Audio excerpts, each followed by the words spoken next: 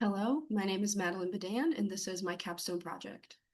So, my project was located in Pecos, New Mexico, at the Pecos National Historic Monument Site that is run by the National Park Service. We were contacted by the Chief of Interpretation to create a revitalized plan for the Forked Lightning Ranch, which is one piece of the overall national park site that has been neglected over the years.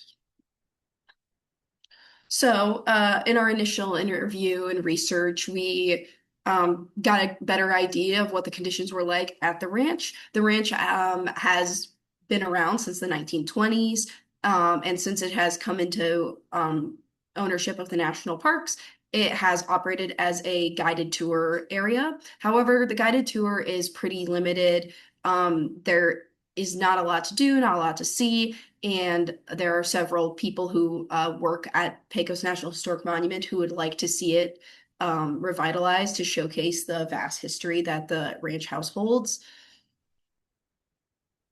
For my analysis, I did some research on the history of the ranch house itself and understanding the interior space as well as the surrounding landscape. The house was built in the 1920s by John Gaume, or it was designed by John Gaume and built for Tex Austin as a dude ranch. It was operated as a dude ranch until the 1940s. It was later sold to Buddy Fogelson and Greer Garson, who lived at the ranch until the 1980s. Buddy was an oil businessman from Texas, and Greer was a famous actress from England. While they lived at the ranch, it was the site of like Hollywood's social parties. They also were major members of the community, so the ranch represents a lot for the local Pecos area. And since coming into ownership of the national parks, it has been used for guided tours, and the current employees would like to revitalize the ranch house and create just better access to the site.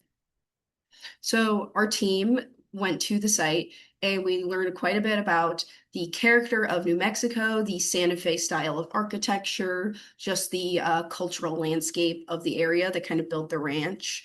We also visited the rest of the Pecos National Historic Monument, which was a pueblo. Um, and we got tours from a national parks architect, learning about the standardized processes of the National Park Service and how they can do redesigns, and got actual experience walking through the site, walking through the house, and seeing what potential opportunities there were for revitalizing.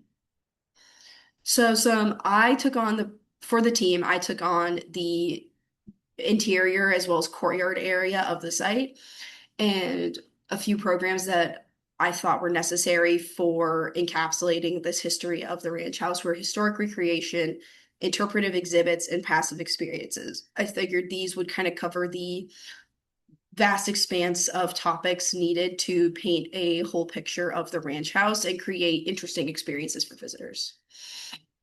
Some historic precedent I had just covered the just various exhibit experiences, museum exhibits can be very they can be more experiential, they can be more directly informative, they can combine historic artifacts and pictures and information and create a more like integrated feeling while visitors are in the space. Uh, we also wanted to update the entry garden to just reflect some of these historic images, including some native juniper plants. And then also emphasize the informal experiences, such as the outdoor patio and the courtyard in the center of the house. For my like overall site programming, I just focus on three things I previously mentioned in regards to the historic planting out front, the passive experiences in the porch and the courtyard, as well as different kinds of exhibits, both like active and passive, for the museum itself. And yep, these design goals follow a similar path. The museum is definitely that is the main priority of the National Park Service, just because it's probably most within their current scope to redo, and there is a lot of potential there for different kinds of exhibits and to encapsulate a vast expanse of history. And then also informal spaces would not just benefit visitors, they would also benefit the employees. There's quite a bit of the ranch is currently office space, and so having nice space, outdoor spaces for the employees to take their breaks and take their lunch breaks would also improve the space.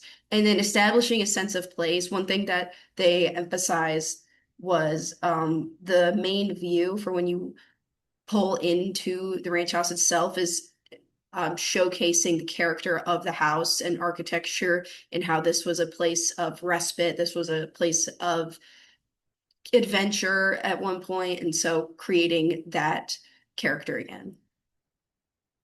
So I went through and did a comprehensive thematic experience guide and kind of like define the different types of interpretation that could be utilized throughout the ranch house that would be appropriate for representing different eras of history. So when you first enter the house, you go through the front porch, which would be more experiential, kind of, again, establishing that quote sense of place by showcasing just what it would be like to have this as your home or have this as a place where you vacation. So to appreciate the New Mexico landscape. And then entering into the main lobby of the house, I wanted to use replica furniture as well as a few exhibit areas to recreate the lobby of Tex Austin's Dude Ranch to just immerse visitors into the kind of the mythical experience of the Wild West that they were trying to sell with this Dude Ranch, and having a combination of replica pieces as well as uh, informative signage would cover several different aspects of that history so it can appeal to different visitors. And then as you move throughout the rooms, there would be more gallery style, just because there are a few authentic pieces that the park currently has from Greer Garson's era. And so having some of her artifacts and with some informational signage would help to illustrate what her life was like without misleading and saying, oh, this room would look exactly like this. Because we don't know what that room would exactly look like, but we know what these pieces are of hers and what they meant to her. And her and Buddy have quite a long history at the ranch, and their story goes beyond the ranch. And so I think depicting that story through a gallery style would be most effective. Um, and then getting out to the courtyard would be another experiential space where visitors could relax, they could understand what it meant to be in this area, what the ranch house, the purpose the ranch house served for lots of different people throughout history, both the Dude Ranch era and Greer and Buddy's era. So for the interior space, I put together a little materials and color palette just to kind of showcase what pieces should be emphasized from the historic period. These are commonly found in New Mexico interior design, as well as based on the historic images we have from Tex Austin's era. Very colorful Navajo rugs, tin pieces were very common in New Mexico, a very popular craft in New Mexico. Um, Locally made art pieces are also very important to the culture of New Mexico. And a warm color palette with a few contrasting blues was very popular because it reflected the natural landscape. So this master plan shows the overall like ranch house and its immediate surroundings, showing just certain areas that need to be protected, certain areas where some planting can be implemented to recreate this historic character, where furniture should be put. Certain spaces of the ranch house are going to remain as just office use and not have any proposed changes made to them just to keep ranch operations going. And yeah. So one of my first exhibits, as I explained before, is the Dude Ranch lobby or Tex Austin's lobby, which would have a lot of recreated artifacts as well as furniture pieces to establish the character of the space, but then have some informational signage as well as print outs of the brochure that was used for marketing for the ranch to kind of explain why the ranch was initially built, different design qualities of the Santa Fe style, the importance of John Donne meme, as well as the larger mythos of the Wild West that this ranch represents.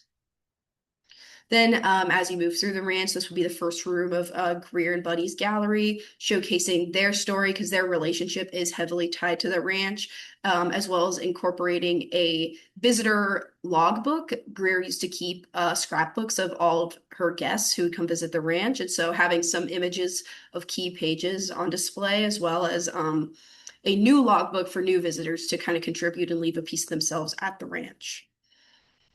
Greer and Buddy's story also goes on just to, they have some various artifacts such as dishes and books, so those could be shown with some information next to them and also just exploring what life was like for this couple on the ranch. Greer and Buddy were also major community figures, and so depicting that impact that they had on the Pecos area, I think is also very important. And then once you get out to the courtyard, this would be again more one of those more passive experiences.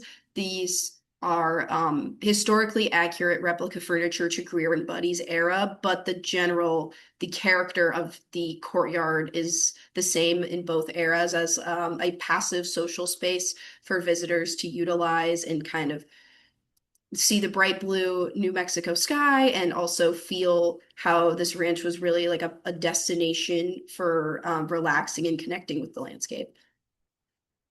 And thank you.